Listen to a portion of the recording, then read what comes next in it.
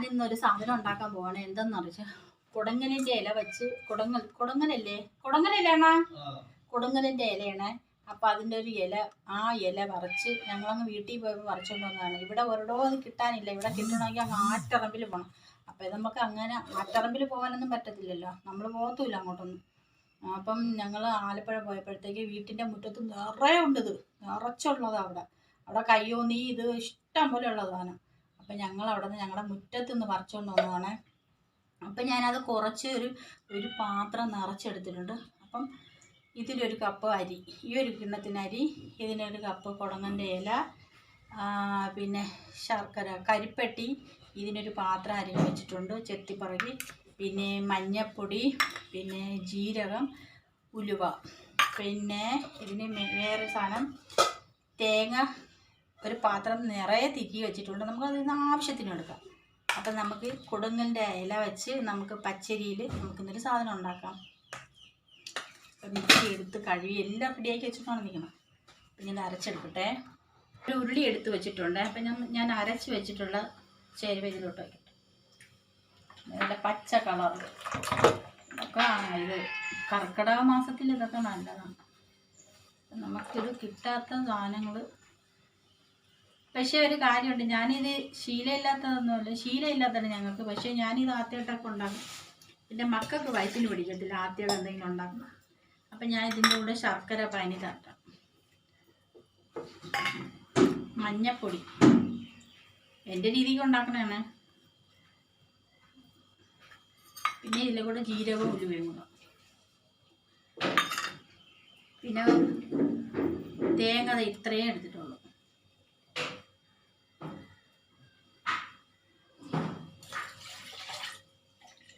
Jar കഴുകിയ വെള്ളം. ഞാൻ കൈയൊക്കെ നന്നായിട്ട് കഴുകി വൃത്തിയാക്കി വെച്ചിട്ടുണ്ട്. അപ്പം ഞാൻ ഈ കൈ കൊണ്ട് തന്നെ അങ്ങോട്ട് കലക്കും.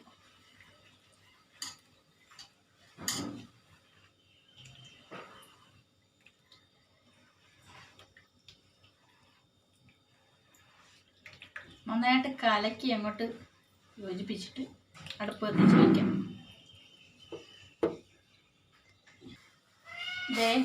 കണ്ട കുറി വരണണ്ട. ഞാൻ തീ കുറച്ചിട്ടാണ് വയ്ക്കുന്നത്. നല്ല അടിതാഴ്ത്തി ഇളക്കിക്കൊണ്ടിരിക്കും. ഇങ്ങനെ അടിത്താഴ്ത്തി ഇളക്കിക്കൊണ്ടിരിക്കും. സാവകാശം ചെയ്യാവൂ, അല്ലെങ്കിൽ അടി പിടിച്ച് കഴിഞ്ഞു.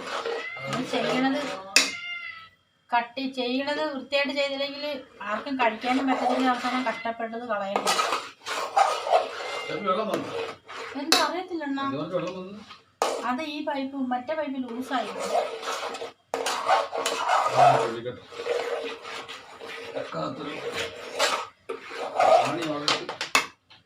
ഗൈസ്, എൻ്റെ അണ്ണനെ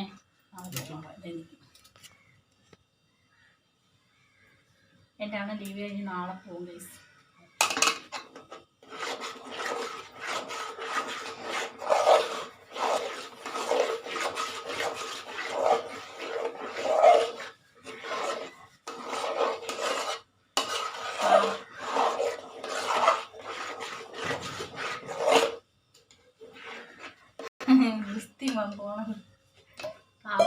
പാവം ഉണ്ടായിരിക്കുമ്പോൾ എല്ലാ ജോലിയും എനിക്ക് കുറച്ച് ജോലി, അടുക്കളപ്പണിയൊക്കെ എനിക്ക് സഹായിച്ചൊക്കെ തരും. വൈകുന്നേരം ആകുമ്പോൾ തൂത്ത് വൃത്തിയാക്കി നീറ്റാട്ടാക്കും.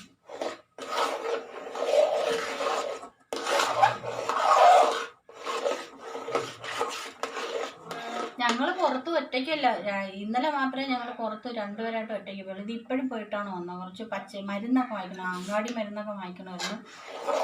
പിന്നെ അവിടെ ഒരു പയ്യനൊരു കുട വാങ്ങിക്കണമായിരുന്നു. അങ്ങനെയൊക്കെ കുടയൊക്കെ വാങ്ങിച്ച് കുറച്ച് മരുന്നെല്ലാം വാങ്ങിച്ചിട്ട് വന്ന്.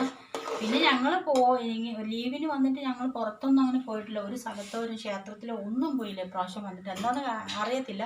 സാധാരണ അണ്ണൻ ഞങ്ങളൊക്കെ കൊണ്ട് അമ്പലത്തിൽ പോകണതാണ്. ഇപ്രാവശ്യം അണ്ണൻ അമ്പലത്തിലൊന്നും കൊണ്ടുപോയില്ല. അപ്പം ഞങ്ങളിന്ന് ഇപ്രാവശ്യം പോയെന്ന് വെച്ചാൽ ഞങ്ങൾ ആലപ്പുഴയാണ് പോയത്. അപ്പോൾ അവിടെ പോയപ്പോൾ ഒരു ചെറിയ ഷൂട്ടൊക്കെ എടുത്ത് വെച്ചിട്ടുണ്ട്.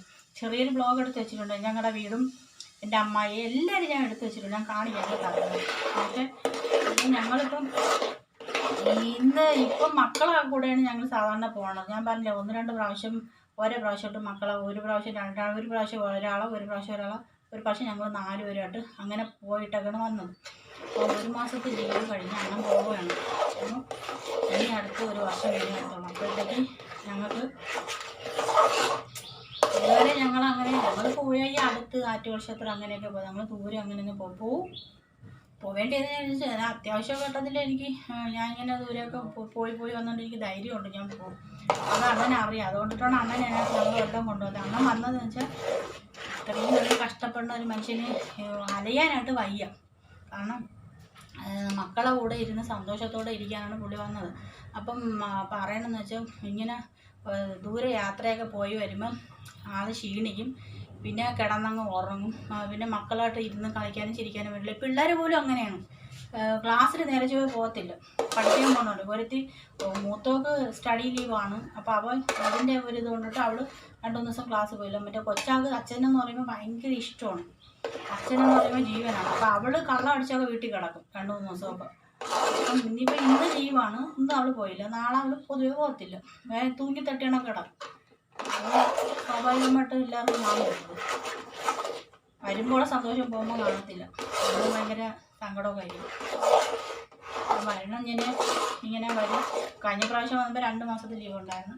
ഇപ്രാവശ്യം വന്നപ്പോൾ 1 മാസത്തെ ലീവേ കഷ്ടിച്ചുള്ളൂ. പിന്നെ അമ്മയും മക്കളും മാത്രം തന്നെ.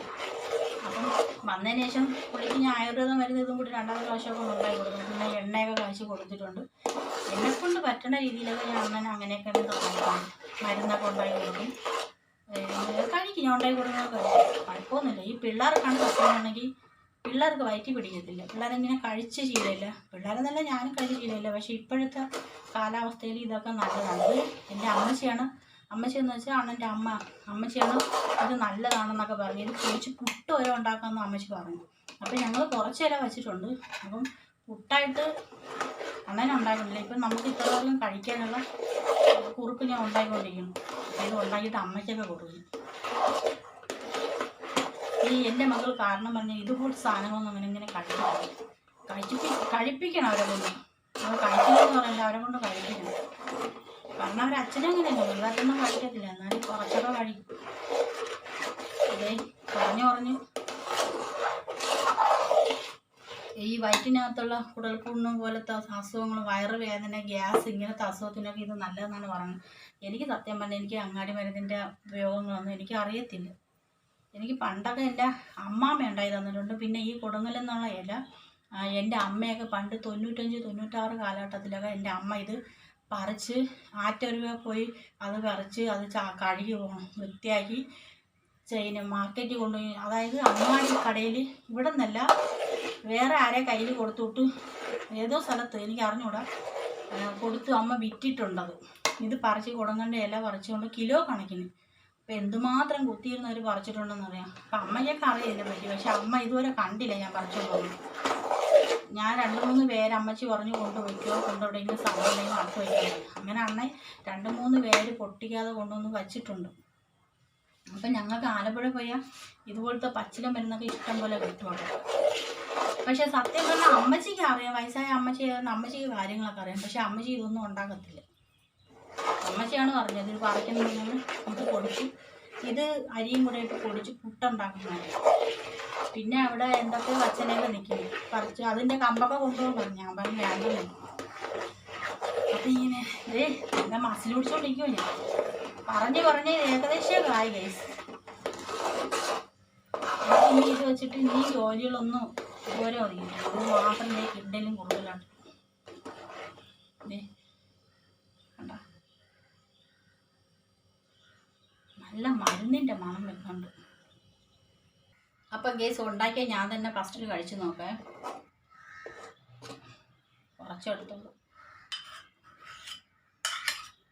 സത്യസന്ധമായിട്ട് ഞാൻ പറയണമെങ്കിൽ ഞാനിത് ഫസ്റ്റാണ്. പക്ഷേ ഇങ്ങനത്തെ സാധനങ്ങളൊക്കെ ഞാൻ ആദ്യമായിട്ടാണ് ഉണ്ടാക്കുന്നത് ഗൈസ്.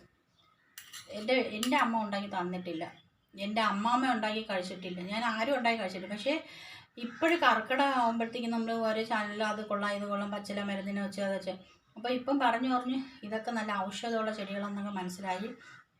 പോരാത്തതുകൊണ്ട് എൻ്റെ അമ്മായിയമ്മ പറയുകയും കൂടെ ചെയ്ത് നല്ലതാണ് കുഞ്ഞെ ഇത് പൊടിച്ച് പുട്ടൊക്കെ ഉണ്ടാക്കി ഈ പിള്ളേർക്ക് കൊടുക്കും നല്ലതാണെന്നൊക്കെ പറഞ്ഞെന്ന്. അപ്പോൾ എനിക്ക് തോന്നുന്നു അവരെ പണ്ടത്തെ കാലത്ത് അമ്മച്ചി ഉണ്ടാക്കിയിട്ടുണ്ടായിരിക്കും, അവരെ മക്കൾക്ക് കൊടുത്തിട്ടുണ്ടായിരിക്കും. അതുകൊണ്ടാണ് എൻ്റെ അമ്മായിയമ്മയാണ് എനിക്കിത് പറഞ്ഞു തന്നത്. അമ്മച്ചിക്ക് കുറേ കാര്യങ്ങളൊക്കെ അറിയാം, പക്ഷെ ഞാൻ അവിടെ ആയിരുന്നെങ്കിൽ കുറേ കാര്യം പഠിച്ചേന്. പക്ഷെ ഞാൻ ഇവിടെ അല്ലേ, അതുകൊണ്ടിട്ട് ഇത് എന്ത് ചോദിച്ചാലും പുള്ളി പറഞ്ഞു തരും. എന്ത് കാര്യം ചോദിച്ചാലും അമ്മച്ചിക്ക് അറിയാമെന്നുള്ള എല്ലാം പറഞ്ഞു തരും. അതുപോലെ തന്നെ എൻ്റെ അമ്മായിച്ചനും എല്ലാ കാര്യങ്ങളും അറിയാം. അച്ഛൻ മരിച്ചുപോയി, പക്ഷേ അമ്മച്ചിക്ക് എല്ലാ കാര്യവും അറിയാം. അവരെ മക്കൾക്ക് കൊടുത്തതാണ്, അല്ലാതെ എൻ്റെ അമ്മ എനിക്കിത് ഉണ്ടാക്കി തന്നിട്ടില്ല. എൻ്റെ കുടുംബത്തിൽ ആരും ഇത് ഉണ്ടാക്കിയിട്ടില്ല. ഇതെൻ്റെ അമ്മായിയമ്മയുടെ ഇതാണ്, അമ്മച്ചിയാണ് എനിക്കിത് പറഞ്ഞു തന്നത്. അവർ പുട്ടുണ്ടാക്കാൻ പറഞ്ഞു തന്നു. അപ്പം ഞാൻ അതിൽ കൂടെ ആ പുട്ടിന് പകരമാണ് ഇതുണ്ടാക്കിയത്. പുട്ട നമ്മൾ സാധാരണ പുട്ട വെച്ച് ഈ പൊടിയിൽ വെച്ചരി വെള്ളത്തിൽ ഇട്ടാൽ ഭയങ്കര പാട്.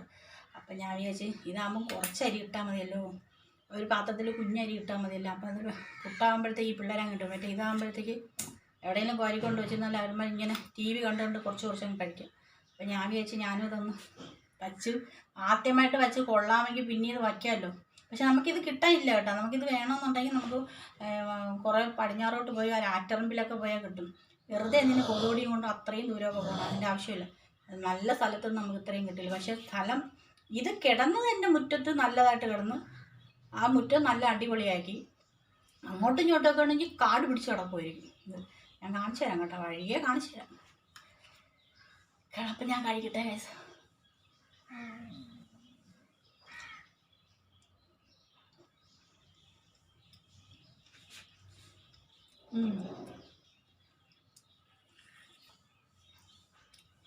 അരി നന്നായിട്ട് അരയ്ക്കാൻ പാടില്ല, അരിയിൽ കൊത്തു വേണം. അതൊന്നും തേങ്ങ, ശർക്കര, കരിപ്പട്ടി നന്നായിട്ട് അരിഞ്ഞ് ചേർന്നിട്ടുണ്ട്. പിന്നെ ജീരകം,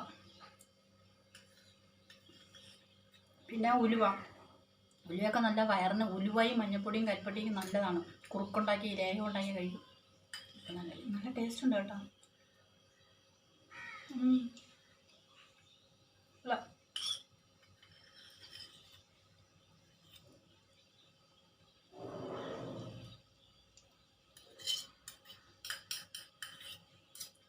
ഞാൻ കഴിച്ചു, അടിപൊളി, കൊള്ളാം. ഒരു ഇലയുടെ ഒരു നമുക്ക് പിടിക്കാത്തൊരു മണമൊക്കെ വരില്ല പച്ചിലേക്ക്, അങ്ങനത്തെ ഒരു ഇതുമില്ല. ഞാൻ കാണിച്ചു തരില്ല, ഞാൻ കാണിച്ചു തരാം. തകർക്കുന്നു നമ്മളെ കുടങ്ങൽ.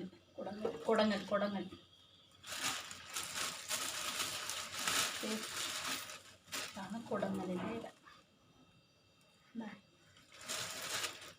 ഇത് അമ്മച്ചി പറഞ്ഞു കണക്കും ഞാൻ ഇത് പൊടിച്ച് പുട്ടുണ്ടാക്കും. അപ്പം ഇതാണ് എൻ്റെ ഇന്നത്തെ കുഞ്ഞു വീഡിയോ. ഇനി ഇതുപോലത്തെ ഏതെങ്കിലും വീഡിയോ ആയിട്ട് ഞാൻ മറ്റൊരു ദിവസം വരാം. ബൈ. എൻ്റെ ഉണ്ണിക്കുട്ടന് ഞാൻ കൊടുക്കട്ടെ. ഞങ്ങളുടെ ഉണ്ണിയാവേ, ഞങ്ങൾ 3 പെണ്ണുങ്ങളുടെ ഇടയിൽ ഉണ്ണിക്കുട്ടനാണ്. ആണൊരാളേ ഉള്ളൂ ഉണ്ണിക്കുട്ടൻ. ഞങ്ങൾ പൊന്നോലെ കൊണ്ടുനടക്കണം. ഇപ്പം പറയാം. അണ്ണാ എങ്ങനെയുണ്ട്?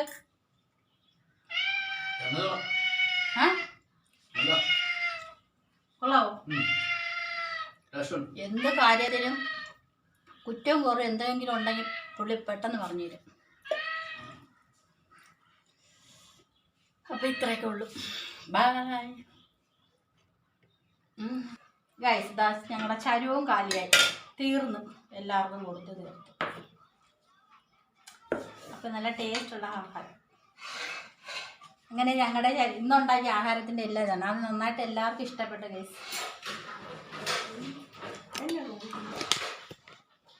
അപ്പം ഇന്നത്തെ വീഡിയോ ഇത്രയേ ഉള്ളൂ. ഞാൻ കുറേ പ്രാവശ്യം കൊണ്ട് പറഞ്ഞു, കാരണം അത് തീരാത്തോണ്ടിട്ടാണ് ഇങ്ങനെ പറഞ്ഞുകൊണ്ട്. അപ്പം ഞാൻ നോക്കിയപ്പോൾ അവർ വന്നിട്ട് എൻ്റെ അനിയത്തി തന്നെ 2 പ്രാവശ്യം കഴിച്ചു. പിന്നെ അണ്ണൻ വന്ന് പിള്ളേർക്കെല്ലാം എടുത്ത് വെച്ച് വീട്ടിൽ ഇത് 2 പ്രാവശ്യമായിട്ട് കൊടുത്ത്. അപ്പോൾ അവരൊക്കെ കഴിച്ചപ്പം തീർന്നു. അവർക്കൊക്കെ ഇഷ്ടപ്പെട്ടു, അമ്മയ്ക്ക് ഇഷ്ടപ്പെട്ടു, അനിയത്തിക്ക് ഇഷ്ടപ്പെട്ടു, എല്ലാവർക്കും ഇഷ്ടപ്പെട്ടു.